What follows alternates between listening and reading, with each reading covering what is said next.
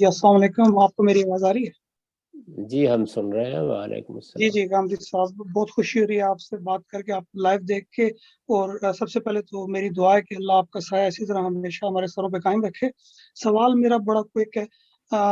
تورات کے مطابق حضرت ابراہیم کی دو بیویاں تھیں، ایک کا نام سارا اور دوسری کا نام ہاجرہ تھا۔ سارا کے جو فرزند تھے وہ اسحاق علیہ السلام تھے، اور جو ہاجرہ کے فرزند تھے وہ اسماعیل علیہ السلام تھے۔ اور ہاجرہ جو تھیں وہ دراصل لونڈی تھیں سارا کی۔ تو یہ تورات میں یہ بیان ہوا ہے، تو یہ کس حد تک ہسٹوریکلی کریکٹ ہے، اور یا اس میں کچھ شک و شبے کی گنجائش ہے؟ پہلے تو تھوڑی سی تصحیح کر لیجئے، یہ بائبل ہسٹری ہے، اس کا تورات سے کوئی تعلق نہیں۔ تورات کتاب استثناء ہے، ڈیٹرانومی 5ویں کتاب ہے بائبل میں۔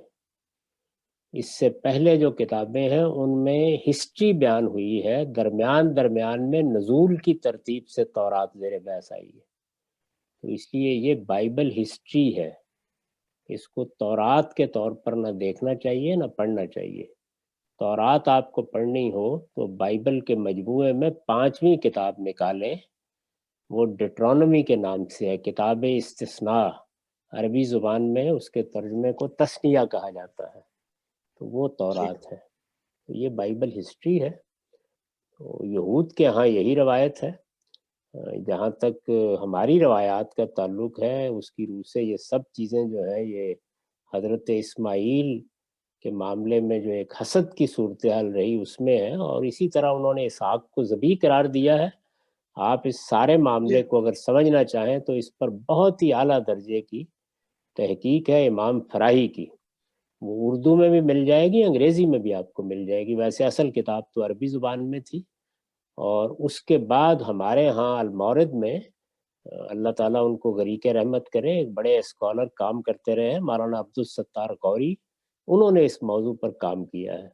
تو حضرت ہاجرہ کون تھیں، یہ معاملہ کیسے ہوا، حضرت اسحاق کی قربانی کس طریقے سے بائبل میں داخل ہوئی، قرآن کیا کہتا ہے، خود بائبل کے اندر اس سے کیا کنٹراڈکشن پیدا ہوئی ہیں، تو آپ اگر اس کا شوق رکھتے ہوں تو ان 2-3 چیزوں کو دیکھ لیں، اس سے بالکل شرح صدر ہو جائے گا۔ باقی یہ کوئی تورات نہیں ہے، یہ بائبل ہسٹری ہے۔